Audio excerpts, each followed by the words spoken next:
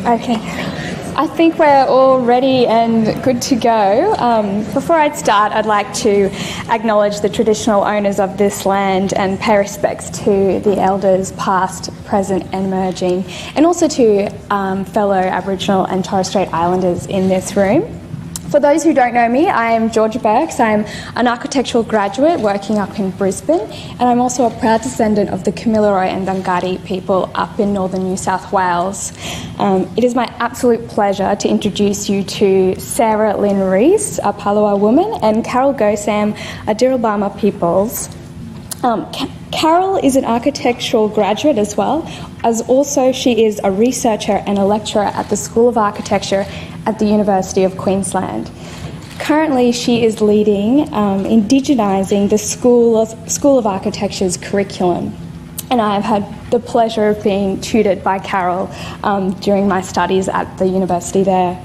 Sarah is also an architectural graduate at Jackson Clement Burrows, but on top of this, she is also the curator of the Black Architecture series at the MP Pavilion. She sits on a number of panels and advisory boards. Both are extremely talented and intelligent, and for me personally, role models and very inspiring. And today they will be discussing the way that Indigeneity and gender intersect, and advocacy groups and how they work alongside First Nations peoples. It will be a conversation that is probably a reflection on their personal experiences in academia and in the profession itself. So please welcome Sarah and Carroll.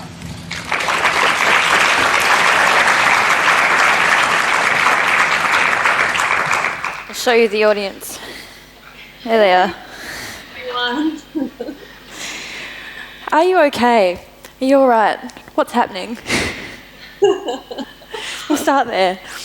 I'm sitting here very comfortably with my leg elevated on my couch, so welcome to my lounge, everyone. Thank you for making the opportunity, working with your own injuries to be able to have this conversation today. I'm going to try and navigate being up here all on my own with your wonderful face up here. Thank you, Georgia, for that wonderful introduction. I guess maybe I'll kick off with a question. Does that work? Sure. So we've been having a few conversations before this session, just having a little bit of a yarn behind the scenes, talking about what we thought was important to say. And I guess the intersection of gender and indigeneity is a bit of a kind of red herring. It's not really something that we often talk about in public settings when we're talking about Indigenous architecture. Whereas from Indigenous perspectives, there's perhaps quite very strong roles between what a woman's role is in community and what a man's role is in community, at least traditionally. And so the kind of conversations we've been having have been sort of around this and what our own experiences. So maybe, Carol, I'll ask you first, what is your experience in architecture as an Indigenous woman? Favourite question of all time. And do you think actually being a woman has impacted your capacity to act in this space, as for positive or negative, and have you seen things change dramatically over time? Right. Okay, so that's several questions there. So I'll tackle the first one, which is how have I sort of felt about being an Indigenous woman in architecture?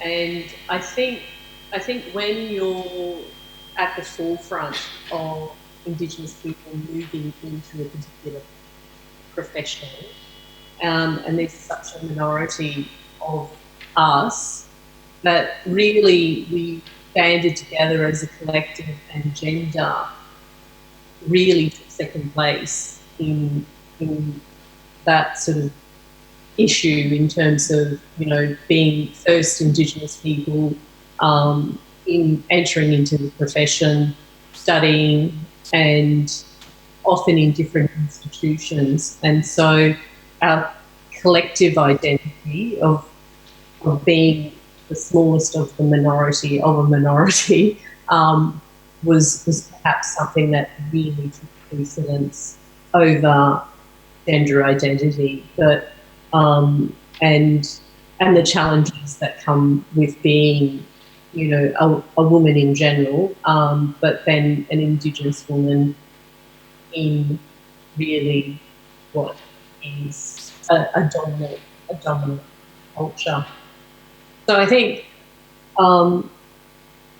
our collective objective was about how can we get Indigenous voice and Indigenous issues in design and architecture into the mainstream. And for me, it entered through housing, and I'm not quite sure if you experienced similar things. You would have had a range of different issues. But for me, the way that I entered into that space was to talk about something that was very close to my community experience, which is the lack of equity, social equity, and access to resources, and in particular housing. And so, and that was really a dominant issue for a number of decades in architecture, and how architecture contributed to that in research, in improving design, in actually recognising that within Indigenous communities there were these sort of different gender needs, different gender, roles and obstacles and opportunities that each of us faced as a community in getting access to community resources. So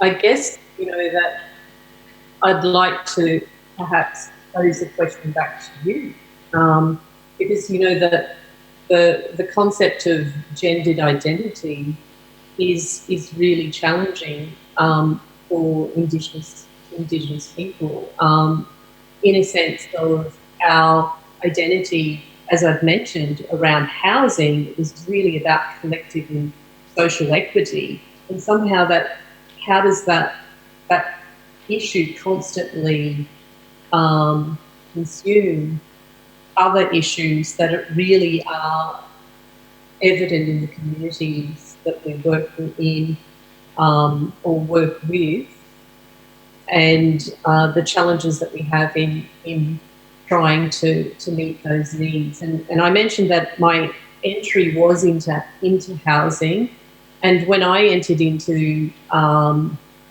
architecture, but also into communities, the predominance of men taking the leadership and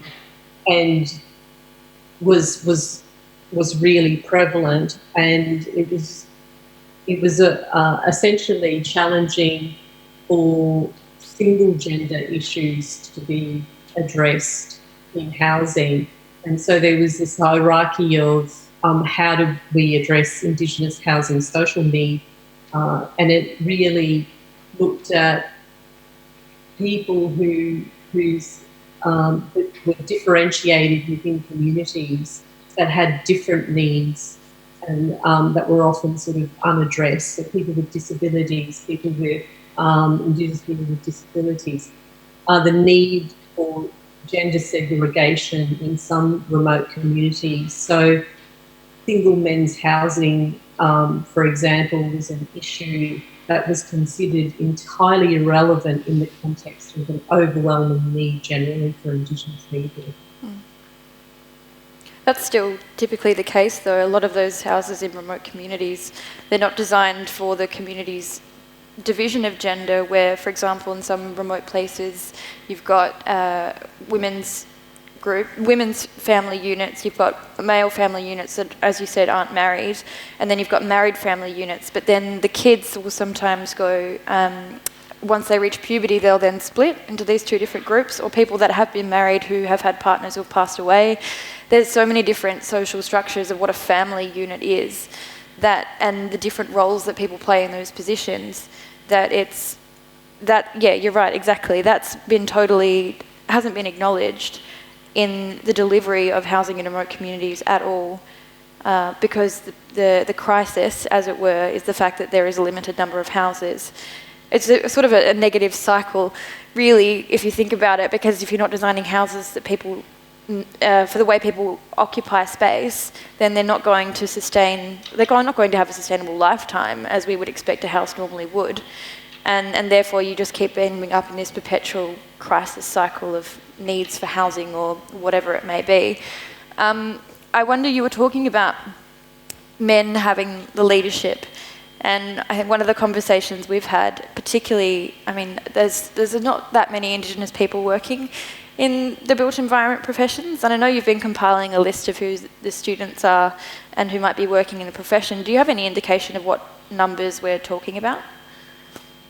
In terms of, I've had this conversation actually with GIFA in terms of, number of registered Indigenous architects, number of Indigenous students, male and female, studying architecture across the continent.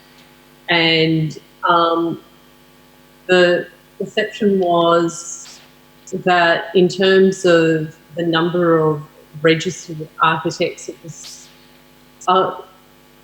I've had this conversation with Dylan from Barry too, and the numbers were around 20 or less for registration, and the number for graduates was around 50. That's a broad collective, so it's not just graduates in architecture, graduates in interior design, planning.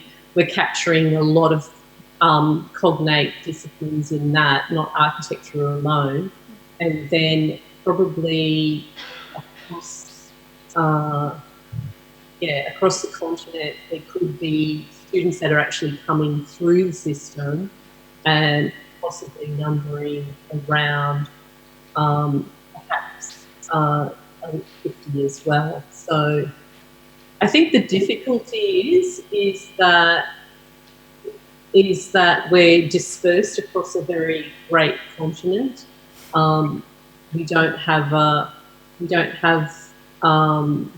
really accurate set of records in terms of universities. Universities are reluctant in terms of privacy information to share that. So it's the way that we've gathered those numbers is just through colleagues and other Indigenous students who added people's names to the Google list that I set up, and I've told them to openly send that on to others to add names to the list. And it's not the most effective way to go about it, but I think there's some barriers there in terms of accessing information because of privacy issues and institutes being willing to share that data, because certainly universities record students whether or not they're Indigenous because the Commonwealth requires that. Do you find that in your experience there's been, have you had strong female role models in the built environment, or have your role models or the people that have been available to you, have they mostly been men? In terms of the built environment, that's a great question actually. My strong role models actually for Indigenous have been Indigenous women, perhaps in housing and education and other fields. In terms of female leadership and yes, and so and then generally Indigenous leadership generally, and then also non-Indigenous women as well. And I think as a woman you tend to sort of see that your way of being in the world is very different to men, and indigeneity or being Indigenous doesn't sort of separate that. We have shared similarities and issues that we confront and have to deal with, but also there are different sort of cultural obligations and norms and expectations that perhaps have, create other demands on us. And so, my role models didn't really come from the built environment at all. But not to say that I've not had great admiration and respect. But I think that when you're carrying, an expectation or a demand to actually advance or increase Indigenous voice, then sometimes you tend to be consumed by the role models that you have within your Indigenous network. And a lot of my network consists of 99% women who aren't in architecture. Yeah. What about yourself, Sarah? I think, going through university, I didn't really, there was no sort of exposure to any sort of Indigenous architecture or what that might mean, or that Indigeneity was something that you could bring to architecture. At least I wasn't exposed to it. I wasn't made aware of those sort of conversations at the time. I think actually once I left Australia and then came back was when there was this network, obviously, that you were talking about before, of people who've been working in the profession, whether it's built environment professions or academia, and we started to be introduced to those, but it is quite ad hoc. And maybe the best way I can answer this question is I was working with one of my colleagues who is my direct manager, but you don't really call people managers in architecture. I don't know what the right term is, but she's great, love her. And I was talking about the fact that we were going to have this conversation at this conference, and I was getting really excited because to me you are one of those role models. You are someone who I can look up to, who I can go to for advice, from the cultural perspective as well as life advice. Whereas I'm surrounded by so many wonderful women, many of them who are here in the audience today, who have helped me out a lot over the course of the last sort of 5-10 years. But there isn't that sort of cultural aspect. I love them dearly and I thank you all very much, but I can't go to you guys for a cultural conversation or to talk about something that's sort of nuanced and maybe complex, or is a frustration that's felt because you're in a situation where there might be some Indigenous men who are who are aligning more with the patriarchal system than a non-patriarchal system. And so it's nice to have that network and that community, which is challenging, as you say, reinforcing what you said, the fact that we're split across so far and there are so few women. There seem to be a lot more female students coming through though, which is exciting. I'm not sure if you've got any numbers on those, but it is any opportunity. I think the conversation before us was talking about the fact that once you get into a position of where you have a voice, that you then sort of turn around and go, okay, well, how can I help those that are coming up below me? And how can you sort of look in both directions, forward and back, and make everything better for anybody who's coming through next? But I don't feel like gender is a conversation we ever have. Going back to your first point, it very much is a conversation about Indigenous matters in general, and that nuance or the slight there is no nuance. I mean, there is some nuance, but generally it is a general conversation about how we can improve things for communities. Or you might have a specific project that will look at women. So we're looking at a project for a women's bush camp at the moment, which has very different requirements and requires there to be women involved in the design of it, because there's certain conversations that can't be shared from men. Men can't hear women's stories, women can't hear men's stories. And so even those sort of dynamics have never really existed before in our understanding of how to practice architecture. And maybe you can talk about this a bit from your experience in research, particularly the work you've done previously, where you see where these protocols of your gender play out in certain situations. I guess because my cultural background is that I'm from North Queensland, and that has a huge bearing on my understanding of Indigenous culture and like gaining about the diversity of Indigenous culture is actually through moving to Queensland and realising that the complexity of Indigenous Australia and coming from a really small rural town, the city essentially, with no, from what I felt was no evident sense of the community that I had in North Queensland, and that was and that took me some time to realise that there were pockets of Indigenous people within that had some semblance, but generally the community that I came from, everyone was connected through kin. You had kin terms for everybody. Someone was either your uncle or your auntie or your and you know, you knew where everyone fit in terms of even, you know, different neighbouring language groups, and you had terms of respect for them.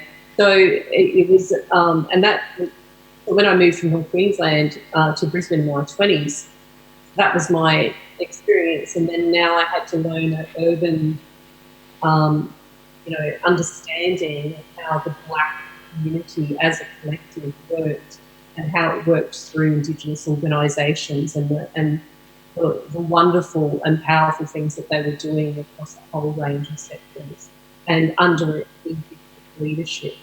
And so, and when I then studied architecture and then moved into research, it was then taking myself to different locations, some remote communities, some extremely remote communities, which had, you know, semblances of the culture that I came from that I recognised were very, very different in a lot of ways, in terms of they still had some sacred secret rituals and gender separations that extended into those sacred secret spaces and stuff, and how that affected my, you know, my ability to work in those spaces. And so I often predominantly work with women and with women only, not as a female, with one-on-one with men, and that was for the gender segregation and separation for particular issues, even around housing, was very, very, you know, strict. And that began to break down over the sort of 20 or 30 years that I worked in remote places, and then that I lived and worked in Alice Springs.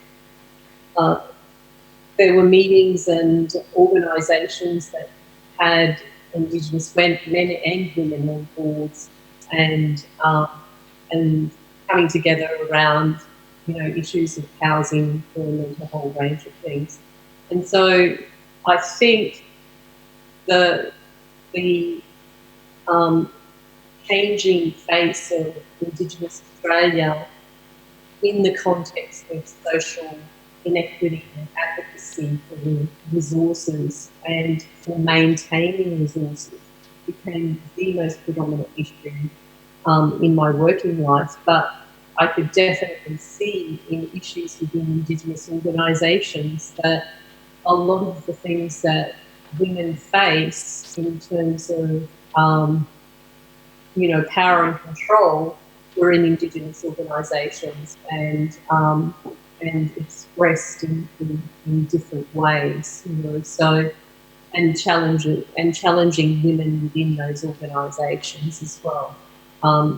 Indigenous women who were leading particular departments or programs, and so that's where the similarity of disempowerment of women or male control certainly became problematic, but in the context of this overall demanding agenda keep fighting for Indigenous resources and housing, a whole range of things, always became the predominant and gender issues certainly became pushed down further in that overwhelming demand. And I think that in my research I've found, like, if you know, that's when I entered into that space, and in the early 1990s, and now coming to currently, you know, I think about some of the issues of Indigenous inequity is still so prevalent, and somehow gender becomes subservient to that. But issues that Indigenous communities face are definitely around, you know, gender violence, family violence, a whole range of things, but also positive things of health and, you know, in terms of women's advocacy for a range of things, or art, or all these issues you find, or opportunities, still come down to fighting, perpetually, of Indigenous people fighting for resources and support economically for programs, much needed programs. And so, and I think it helps you understand when things like, you know, the SOS Black advocacy, Black Australia advocacy, which was about the online collective of Indigenous women saying, setting up how we could make, you know, the community closures in the Northern Territory and Western Australia become an issue bigger than Indigenous Australia, and to join and get people to support and rally, you know, for the viability and the recognition of funding movements. And then, you know, I'm really heartened to see that remote grassroots movements like, you know, the Santa Teresa from Aranda people in Alice Springs, where 70 households in Santa Teresa community through the Northern Territory government for its inattention to over 600 requests for repairs and maintenance on housing. So that's pretty phenomenal, in general. I wonder maybe if you could talk about your experience of what people expected of you over the course of your life from the perspective of being Indigenous and being a woman, and how you saw that in comparison to other people around you. I think in research it becomes, you know, when you're working on Indigenous projects, I think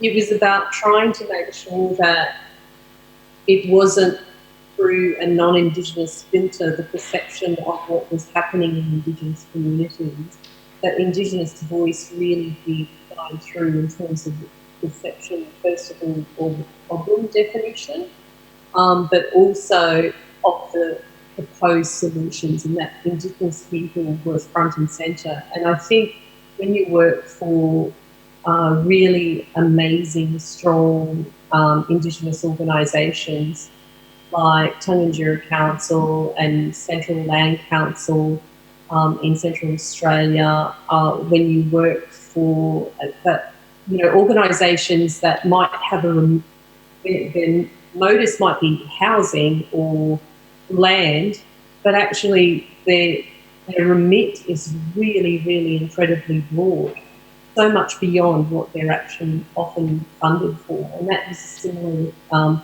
Indigenous health organisations.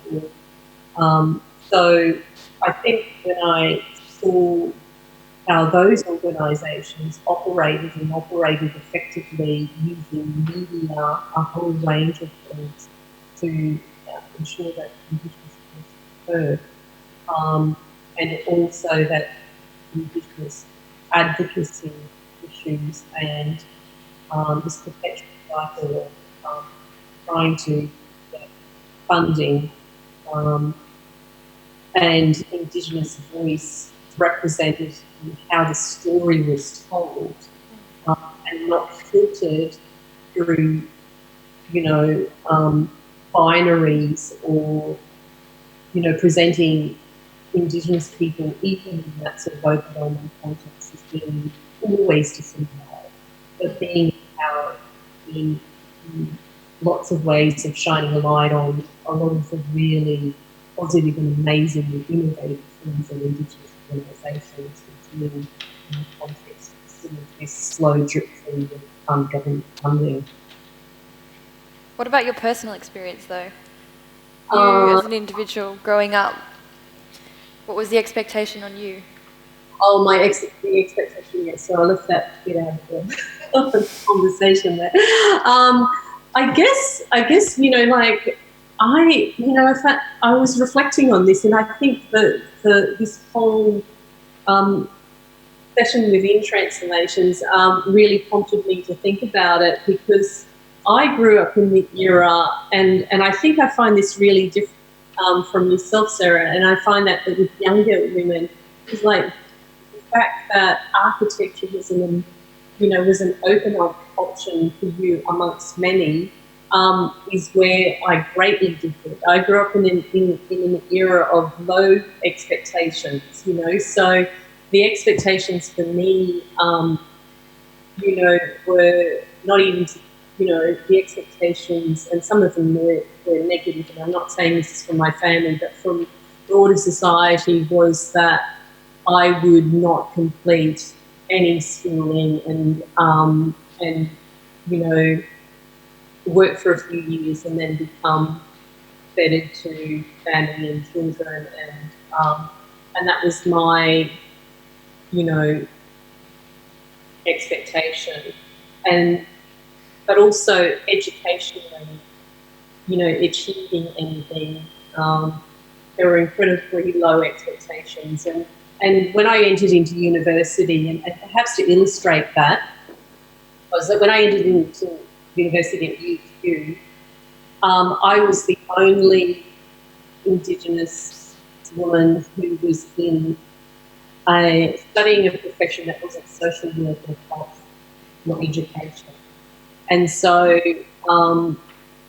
predominantly, even though, most Indigenous women, I guess, entered into university aware that there were ready jobs in Indigenous organisations that could, or opportunities within government that would employ them. And so, but in that, of the women that entered university with me, by the 6 months, 50% had dropped out, and the remaining was still, persisting with their studies, and I was slogging along in architecture. And so the concept of, me completing was, it was an incredible,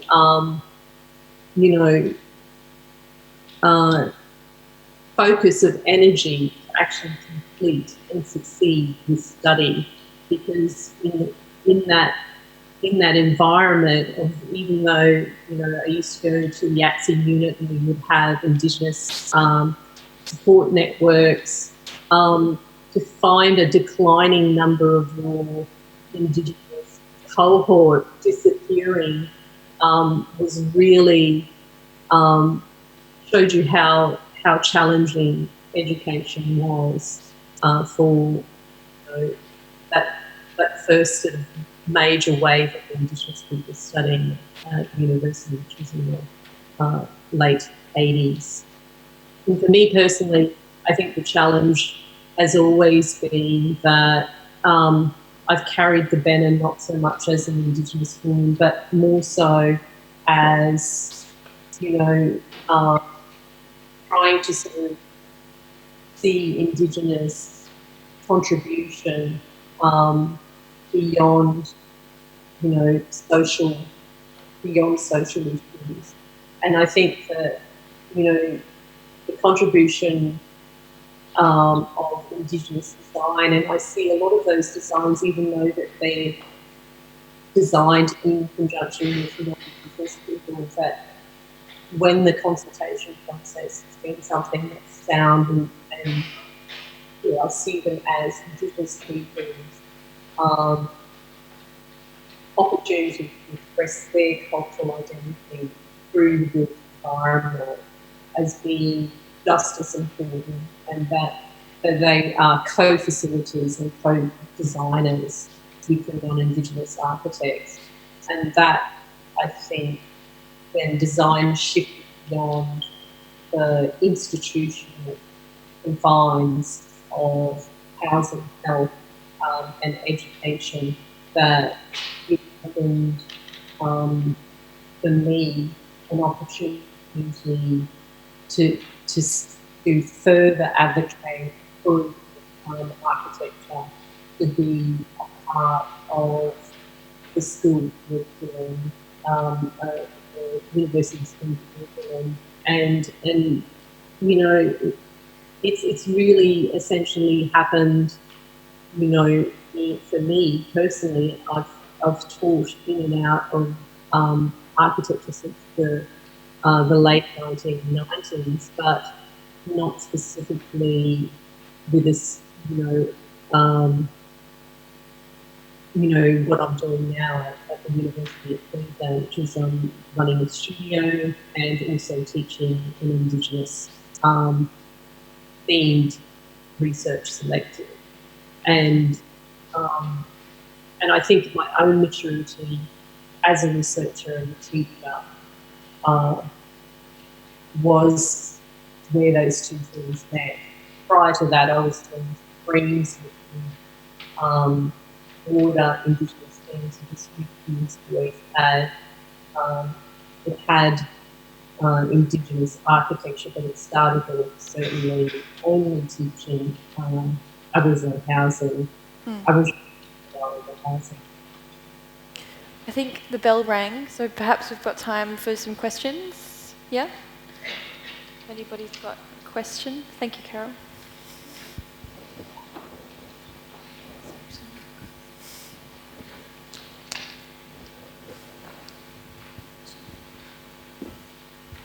Hi, thank you both for sharing your experiences. It was really wonderful conversation.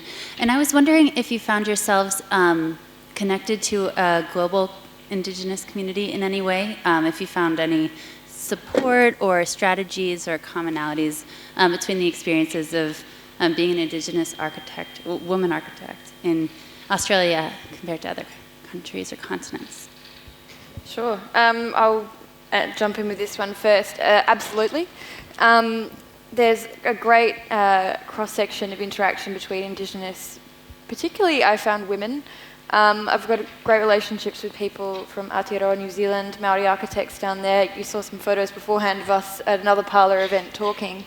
And it is actually events like these where the two of you sort of get put together and you become friends through solidarity of experience, even though you're from different places, but you've gone through, you belong to a community that's been colonised. And so you automatically have a solidarity with someone in that situation. Your nuance of your life experiences might be slightly different, but it becomes someone, you form a community in that moment and then moving forward. I've got a WhatsApp group with a bunch of beautiful Indigenous women and non-Indigenous women, but women of colour, who face all these sort of experiences that we have over the course of our everyday lives, and it becomes a safe space to share that information, to let out a little bit of frustration, to be angry, but to be angry in a way that's not going to then impact people being able to hear what you have to say. Like a lot of the time in these kind of events, like if we're angry, then people stop listening. And I think that goes definitely for women, but maybe even more so just for Indigenous people in general, that nobody expects us to be sort of, well, that's generalising, but expects us to be opening and welcoming And there's a reason for that. There's been a lot of disenfranchisement. There's been a lot of sort of theft of knowledge and authority and certain things over time. But yes, is the simple answer to that question. In my experience, 100%, there's a massive international community, and it's always warming when you're welcomed into something that you're not necessarily a part of in any other situation. It's nice to have those sisters overseas. I think I've had similar experiences as well, and perhaps our close links to AFL New Zealand, it has been perhaps the closest link.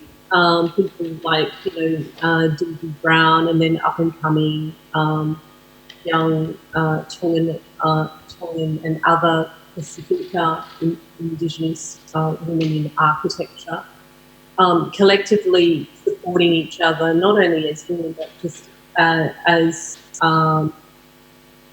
women within the profession, but also that network does extend to Indigenous males across the world, and women as well. So in Canada, Métis architects, and also in the United States. So those opportunities are rarer, I guess, and they're closer. I feel like there's a closer link in coming together as Indigenous people in terms of the surprisingly similar challenges that we have around a whole range of social equity issues. Also in trying to sort of get research to present in a way that really shows the Indigenous narrative and the Indigenous voice, and so that it comes through in research, and seeing examples of different women, the work and the research that they're doing in similar fields is just really,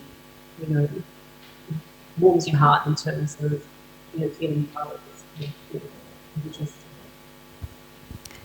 Have we got time for one more question?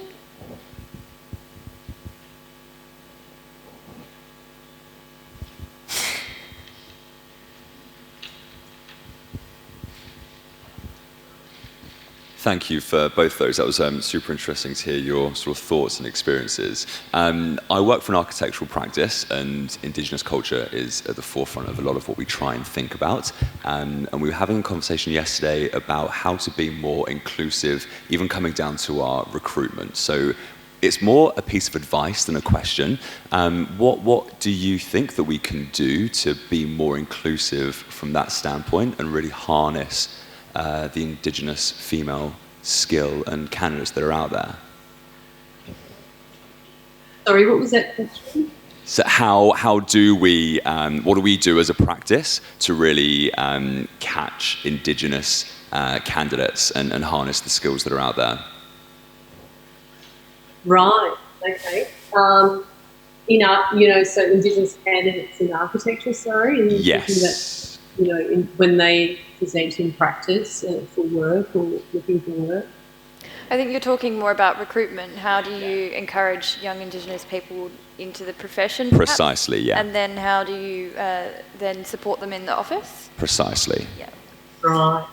I think, my experiences, I'm not quite sure, Sarah, maybe you can talk to these. My experiences were, I had worked in a range of small practices, and then worked in a consultancy practice with my then husband, and for a number of years. And when I did go for work, a lot of people would look at my CV and say, well, what's all this Indigenous stuff on your CV? What's this interest that you have? Because they didn't obviously see me as being Indigenous. And then saw it as incredibly irrelevant to practice. And I think that's so different now. And but I think it was really difficult to get that, because practices see what can you contribute commercially to their commercial goals and their commercial outcome, their commercial improvement, not some sort of minor social issue which has no relevance to mainstream practice. And I think that's a very different world.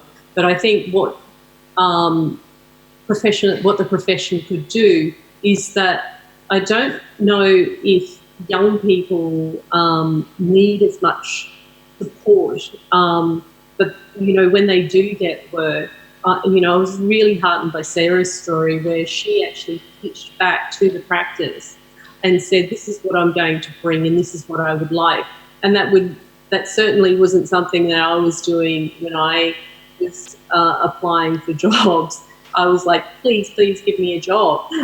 So the differences were greater. But when Indigenous people are leaving university and leaving it at a competitive level and not as just the sole Indigenous person entering into practice, that can be an added commercial advantage now for practices, where when I was entering the profession, it was not necessarily seen as a commercial advantage. But I don't want to sort of think of things just in terms of economic contribution, but I think the opening up of the profession itself in a much more inclusive way of,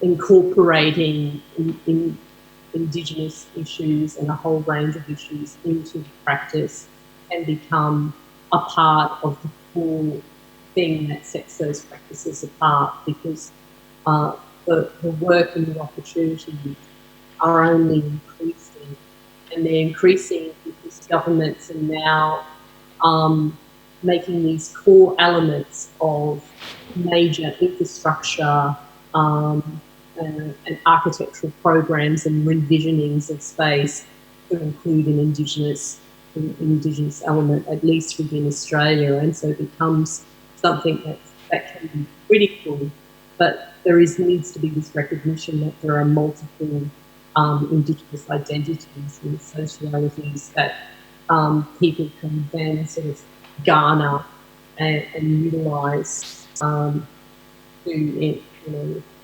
practice. I think if I can answer your question from my perspective, which is different to yours, because I have sort of come into architecture at a time where all of a sudden it is something on the table to have a discussion topic about. And there is a bit of currency in that, in terms of being able to, like Carroll said, turn around to my employer who's offering me a job and go, yeah, I'll come work here, but I want to make sure the office is culturally competent. I want to make sure that we engage in Indigenous architecture and that we have this conversation, and it's going to take us a long time, but that's what I'm interested in doing. And they'll turn around and go, great, let's do it. Obviously, there's not that many Indigenous people working in architecture, so you don't necessarily have, not that I would call myself a champion, but the example of that bit, someone championing it from an Indigenous perspective in every office. You can't have that. You still can have champions who are non-Indigenous who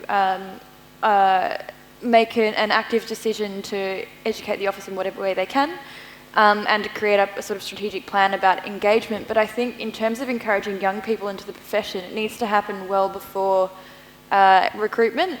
It needs to happen with students in high school. Like, Indigenous students need to be exposed to what architecture is, and then they need to be supported through university, where the curriculum reflects who they are, so that they can actually feel like what they're doing is part of their own history, rather than representing other people's histories that aren't their own. And then there also needs to be support networks within the universities to make sure that students have a safe place to go, whether it is an Indigenous student centre or whether it's someone within the faculty that you can go to and sort of ask advice from, without feeling like you're going to be penalised for it.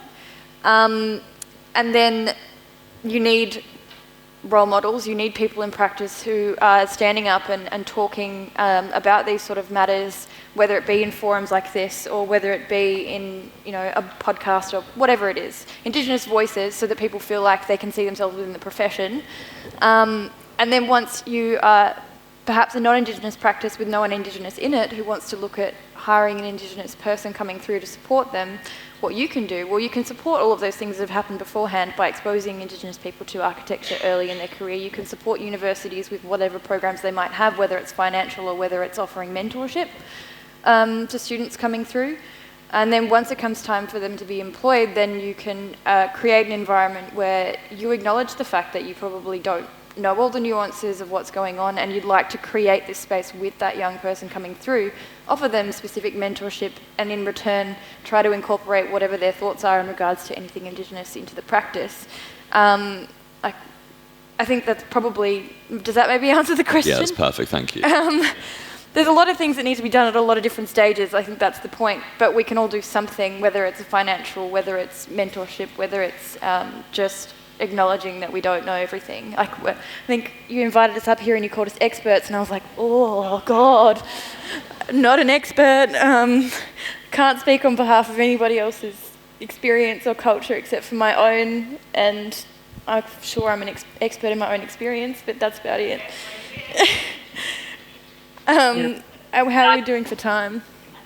I just wanted to just sum up and add just to that, and I won't take up a huge amount of time, but I just thought that what you were saying, Sarah, that you were talking to, you know, a really important set of procedures and steps along the way. But I think the greatest thing that Indigenous, you know, students or, because there's programs like, you know, that university have like Inspire You camps, which inspire, you know, we certainly have that at UQ, where Indigenous students can come and be exposed to architecture, engineering, and a whole range of things. But when students leave, you know, or are looking for work, they're looking for practice experience as well to make so that they can gain the proficiencies that they need to operate within the profession. And they're no different to any other architectural graduate. Everyone needs to gain those skills, and so, like, you know, having a supportive environment within practices that really foster and grow students' growth pattern as they're acquiring those skills and competencies is important for Indigenous and non-Indigenous students as well. And so, because not every Indigenous person wants to be a person who heralds for Indigenous issues. Some of them want to be architects and maybe work within the profession, and become, you know, competent within the profession. Thank you, Carol. Yeah, that's probably a very good place to end. Please join me in thanking Carol and Sarah, and particularly for navigating the complexities of the presentation.